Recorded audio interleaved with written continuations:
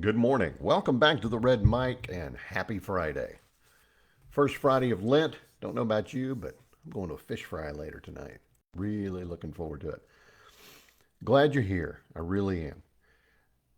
These Red Mic messages are leadership and life lessons I've picked up from 25 years as a public servant, 16 years as a youth football coach and scouting volunteer, and 10 years as a mediocre athlete with far more heart than actual physical ability. Today's Red Mic message: let them. Don't know if you know who Mel Robbins is. I caught a Mel Robbins interview in on LinkedIn. It was just one of those little mini things, and I'd heard about Mel Robbins and don't know the first thing about her, but um, she had a book. It's her whole mindset. It's let them basically. Someone's having a meltdown, let them. Someone's being rude, let them. Um, to me, the whole attitude is don't let other people's actions impact your calm.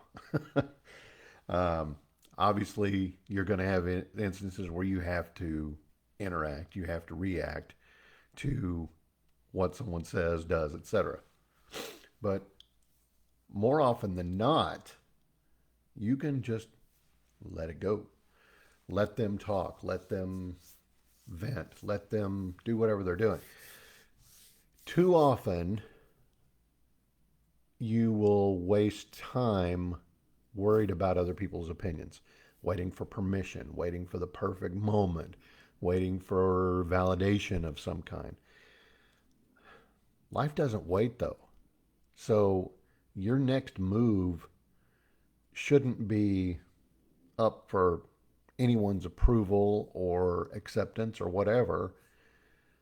Obviously, yeah, you got to do what your boss wants, and that's not what I'm talking about here. I'm talking about ignoring the jeers and sometimes the cheers from the maddening crowd or from that one person who is just a ray of sunshine every day.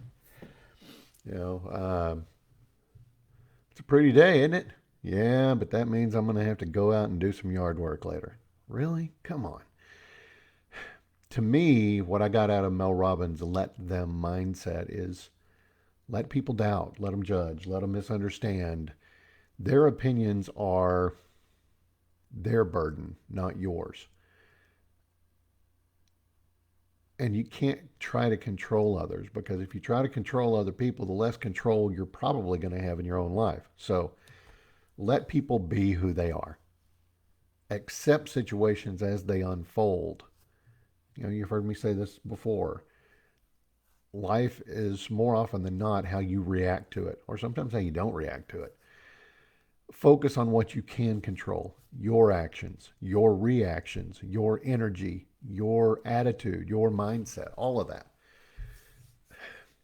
The benefits of all of this, well, and there's a book, was recently reminded of it. Scott Adams talked about it. Um, I'm going to refer to it the same way he did. I'm not going to say the whole title.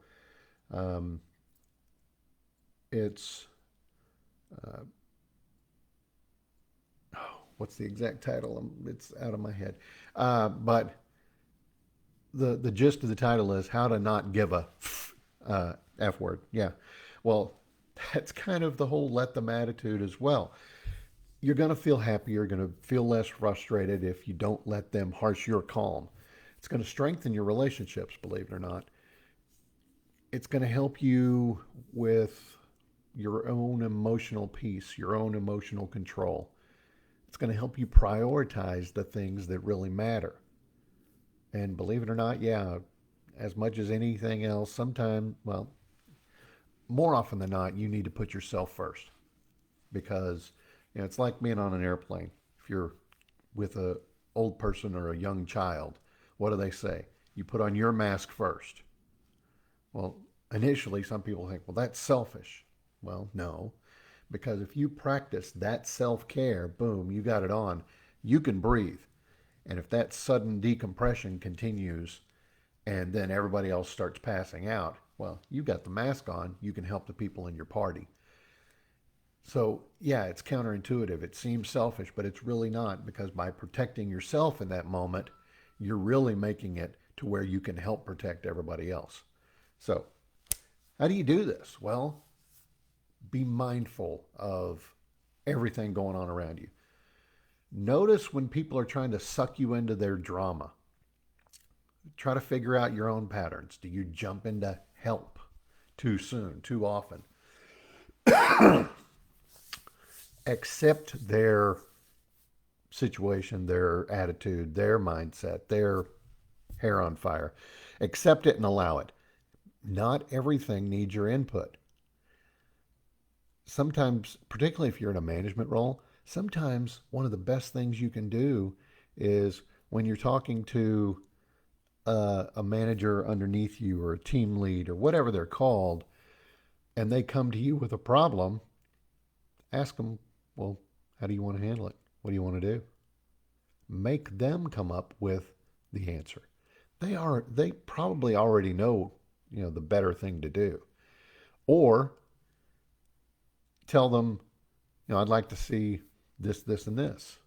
Um, I had a situation, gosh, I don't remember when, long time ago. I had one of the managers on my team come to me and said, well, such and such is happening, and I think we should do this, this, and this. And I told them, okay, go ahead and do that. Let me know how it goes.